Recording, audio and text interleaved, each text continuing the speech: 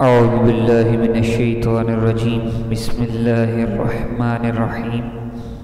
صفحہ نمبر 100 پر مسئلہ نور و بشر کے حوالے سے سوال آتا ہے، کیا حضور نبی اکرم صلی اللہ علیہ وسلم نور ہیں؟ جواب: ہاں، حضور نبی اکرم صلی اللہ علیہ وسلم نور بھی ہیں اور بشر بھی، اور ان کے درمیان کوئی منافات نہیں ہے۔ اللہ تعالیٰ کا ارشاد ہے، فَأَرْسَلْنَا إِلَيْهَا رُوحَنَا فَتَمَثَّلَ لَهَا بَشَرًا سَوِيًّا، ہم نے مریم کی طرف اپنی طرف سے روح کو بھیجا تو وہ ان کے سامنے تندرست انسان کی شکل میں آ گئی۔ حضرت جبرائیل امین علیہ السلام نوری مخلوق ہونے کے باوجود انسانی شکل میں جلوہ گر ہوئے۔ جو شخص حضور نبی اکرم صلی اللہ علیہ وسلم کی بشریت کا مطلقاً انکار کرے وہ کافر ہے، اور جو شخص آپ کی نورانیت کا انکار کرے وہ خود گمراہ ہے اور دوسروں کو گمراہ کرتا ہے۔ پھر سوال یہ پیدا ہوتا ہے کہ اس کی کوئی دلیل ہے آپ کے پاس؟ جواب: اس پر دلیل اللہ تعالیٰ کا فرمان ہے، قد جاءکم من اللہ نور و کتاب مبین، تحقیق تمہارے پاس اللہ تعالیٰ کی طرف سے نور آیا اور کتاب مبین آئی۔ نور سے مراد نبی اکرم صلی اللہ علیہ وسلم کی ذات ہے، جیسے کہ تفسیر ابن عباس، تفسیر کبیر، تفسیر طبری، تفسیر جلالین، تفسیر خازن اور روح المعانی میں ہے۔ اقوال مفسرین دیکھیں۔ پہلا قول حضرت عبداللہ ابن عباس رضی اللہ تعالیٰ عنہما کا ہے، حضور نبی کریم صلی اللہ علیہ وسلم کے صحابی ہیں، سب سے پہلی تفسیر قرآن پاک کی انہوں نے لکھی تھی۔ تو قد جاءکم من اللہ نور کی تفسیر میں فرماتے ہیں کہ نور سے مراد رسول اللہ صلی اللہ علیہ وسلم کی ذات ہے، یعنی محمد مصطفیٰ صلی اللہ علیہ وسلم۔ دوسرا یہ کہ امام فخر الدین رازی فرماتے ہیں اس میں کئی اقوال ہیں۔ پہلا یہ کہ نور سے مراد محمد مصطفیٰ صلی اللہ علیہ وسلم اور کتاب سے مراد قرآن کریم ہے، یہ تفسیر کبیر کے مصنف ہے۔ امام جلال الدین سیوطی رحمۃ اللہ تعالی فرماتے ہیں قد جاءکم من اللہ نور سے مراد میں نور سے مراد اس میں نور سے مراد نبی اکرم صلی اللہ علیہ وسلم کا نور ہے، تو یہ تفسیر جلالین کے مصنف ہیں۔ یہ علامہ جلال الدین سیوطی تفسیر جلالین کے مصنف ہیں۔ یہ وہ عظیم ہستی ہیں جنہوں نے جاگتے ہوئے 70 مرتبہ حضور نبی کریم صلی اللہ علیہ وسلم کا دیدار فرمایا۔ امام علی بن محمد خازن اپنی تفسیر میں فرماتے ہیں کہ نور سے مراد محمد مصطفیٰ صلی اللہ علیہ وسلم ہیں۔ اللہ تعالیٰ نے آپ کا نور اس لیے رکھا، آپ کا نام نور اس لیے رکھا کہ آپ سے ہدایت حاصل کی جاتی ہے، جیسے نور کے ذریعے اندھیروں میں ہدایت پائی جاتی ہے۔ اس کے بعد یہاں یہ 2 صفحے میری کتاب کے اندر مس تھے، 102 اور 103، تو اس کی میں نے اسکیننگ کر کے تو ان کو سامنے رکھا ہے، تو اگر وہ کمی بیشی ہوئی تو معذرت، نظر نہ آیا کو صحیح صاف سمجھ نہ آئے تو۔ امام عبداللہ ابن احمد نصفی فرماتے ہیں کہ یہاں نور سے مراد جو ہے محمد مصطفیٰ صلی اللہ علیہ وسلم ہے، کیونکہ آپ سے ہدایت حاصل کی جاتی ہے، جیسے آپ کا نام سراج رکھا۔ علامہ علوسی فرماتے ہیں قد جاءکم من اللہ نور، تمہارے پاس اللہ تعالیٰ کی طرف سے عظیم نور آیا، نور وہ نوروں کا نور اور نبی مختار ہے، یہ تفسیر روح المعانی والے لکھتے ہیں۔ حدیث مبارکہ میں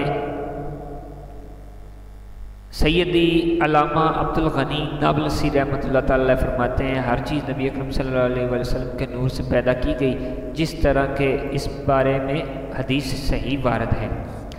حدیث مذکور کو امام بخاری اور یعنی یہ حدیث شریف ہے الحدیقۃ الندیہ شرط طریقۃ المحمدیہ، اس کے اندر یہ حدیث شریف موجود ہے۔ تو اس کو امام بخاری، امام مسلم کے استاد امام عبدالرزاق نے مصنف عبدالرزاق میں روایت کیا ہے، اور امام ائمہ حدیث نے اسے نقل کیا ہے۔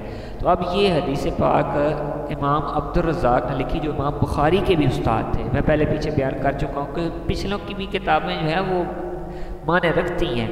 اب امام بخاری کے یہ استاد ہیں، ان کی کتاب کا نام ہے مصنف، تو پوری کتاب کا نام ہم بولتے ہیں مصنف عبدالرزاق۔ تو مصنف عبدالرزاق جو ہے یہ کتاب ان کے استادوں کی کتاب ہے، تو وہ کہتے ہیں جائے استاد خالی ہے، استاد کی جگہ ہمیشہ خالی رہتی ہے۔ جس طرح ماں باپ کے مقام کو کوئی طالب علم نہیں پہنچ سکتا، اسی طرح استاد کے مقام کو بھی کوئی طالب علم نہیں پہنچ سکتا۔ تو یہ ان کے استاد ہیں امام بخاری کے، تو پھر آپ خود سوچ لیں کہ انہوں نے بھی اس بات کو لکھا ہے، اس حدیث پاک کو لکھا ہے۔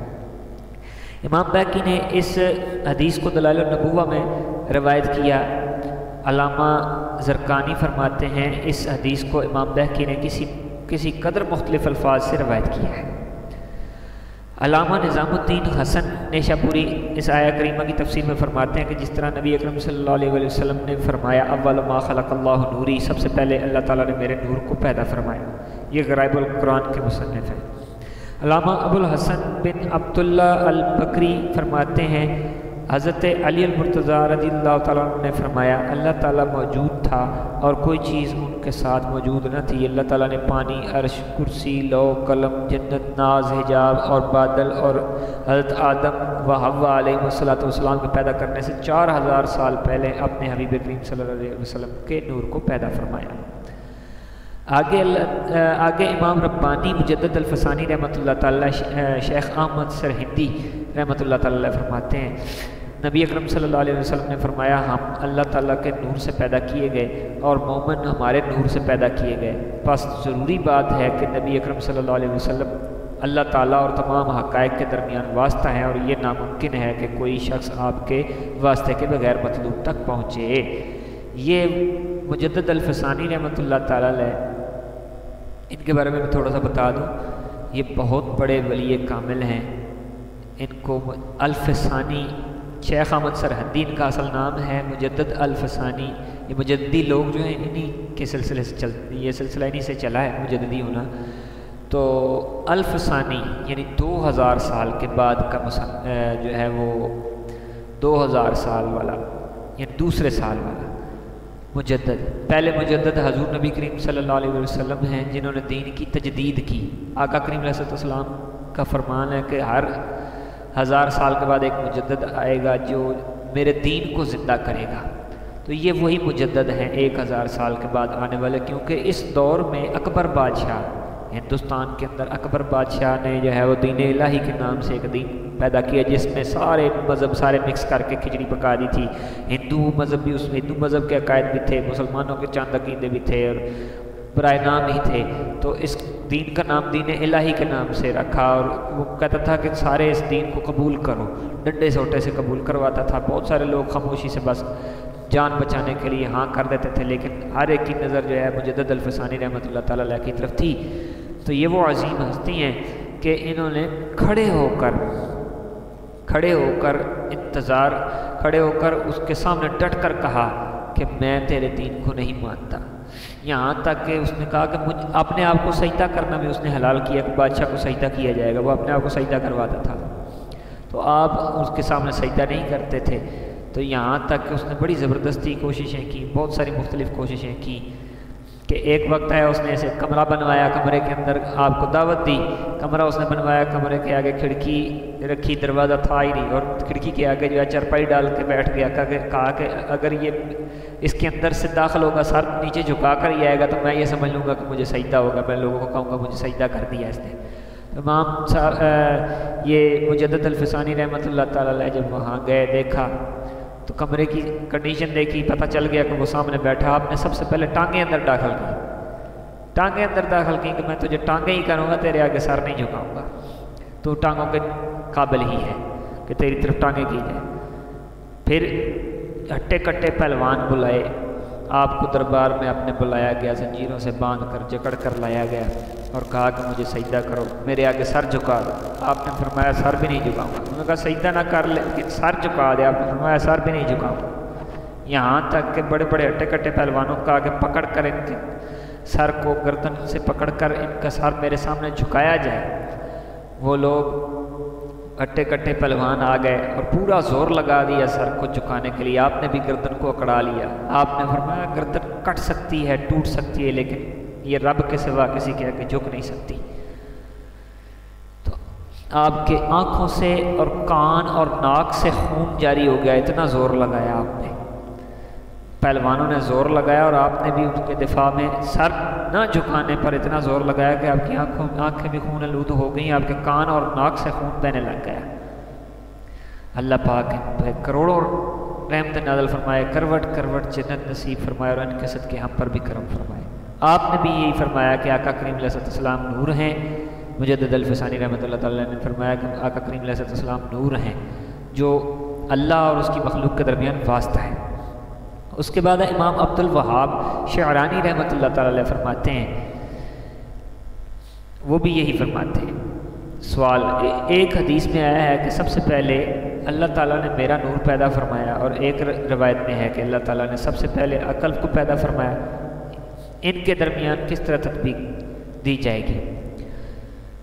جواب، ان دونوں حدیثوں کا مطلب ایک ہی ہے، کیونکہ حقیقت مصطفیٰ صلی اللہ علیہ وسلم کو کبھی عقل اول سے تعبیر کیا جاتا ہے اور کبھی نور سے، یعنی آقا کریم علیہ السلام ہی عقل اول بھی ہیں اور نور بھی ہیں، عقل اول اور نور بھی ہیں۔ پھر آگے آ جاتا ہے کہ با اختیار نبی صلی اللہ علیہ وسلم، کیا حضور نبی کریم صلی اللہ علیہ وسلم صاحب اختیار ہیں؟ جواب، ہاں، اللہ تعالیٰ نے آپ نے حبیب مکرم صلی اللہ علیہ وسلم کو بلند و بالا مقام و مرتبہ عطا فرمایا، آپ کو بہت سی خصوصیات عطا فرمائیں اور کئی امور میں آپ کو اختیار عطا فرمایا۔ سوال، اس کی دلیل کیا ہے؟ جواب، اس کی دلیل درج ذیل آیا کریمہ ہے، اے حبیب فرما دیجئے اللہ تعالیٰ کی اطاعت کرو اور رسول اللہ صلی اللہ علیہ وسلم کی اطاعت کرو۔ ٹھیک ہے جی، آگے پھر یہ آیات آ رہی ہیں۔ دوسری آیت یہ ہے کہ جب تم لوگوں کے درمیان فیصلہ کرو تو عدل کے ساتھ فیصلہ کرو۔ تیسری آیت ہے قریب اللہ ہمیں اپنے فضل سے عطا فرمائے اور اس کا رسول۔ چوتھی ہے اللہ اور اس کے رسول نے انہیں اپنے فضل سے غنی کر دیا۔